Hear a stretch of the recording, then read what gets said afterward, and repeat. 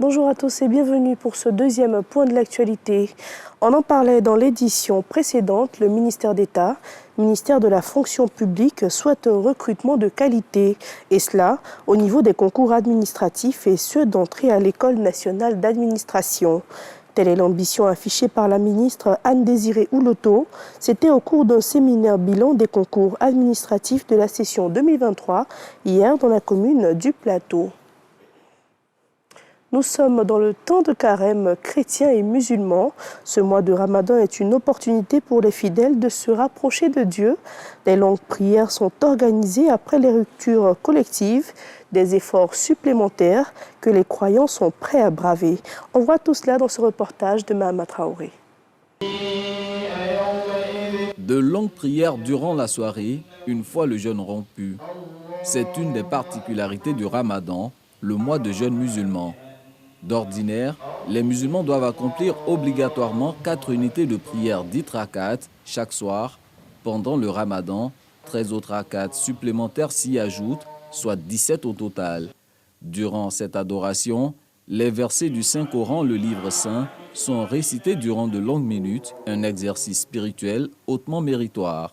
Le prophète sallallahu alayhi wa sallam a dit, quiconque prie pendant le mois de Ramadan, avec la foi et à la recherche de la récompense, ses péchés antérieurs seront pardonnés. Une rakat pendant le mois de Ramadan vaut mieux et plus méritoire que 1000 rakats. Peu importe la difficulté de la tâche, la quête de tels mérites attire les fidèles en grand nombre vers les mosquées, une affluence peu ordinaire lors des prières quotidiennes les autres périodes de l'année, ce qui exige des dispositions à prendre. Le comité de gestion va mobiliser des nattes, des bouilloires pour permettre à ceux qui ne sont pas en ablution de se mettre en état de prière, placer les nattes pour pouvoir créer des espaces plus commodes pour les fidèles. Tout se passe très bien, il n'y a pas de désordre, il y a la discipline, les fidèles se plaisent.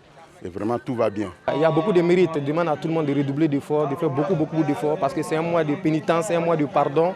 Bien que méritoires, ces longues prières du Ramadan n'ont aucune valeur obligatoire pour les fidèles.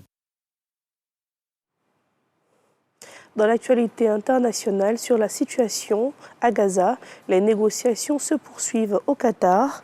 Le chef du mouvement islamiste a accusé Israël de saboter ces négociations en menant une opération contre l'hôpital Al-Shifa. Les ONG et les agences de l'ONU ne cessent de tirer la sonnette d'alarme sur le risque imminent de famine sur ce territoire où vivent actuellement plus de 300 000 personnes. Nous arrivons au terme de ce journal. Merci de nous avoir suivis. Excellente journée à vous.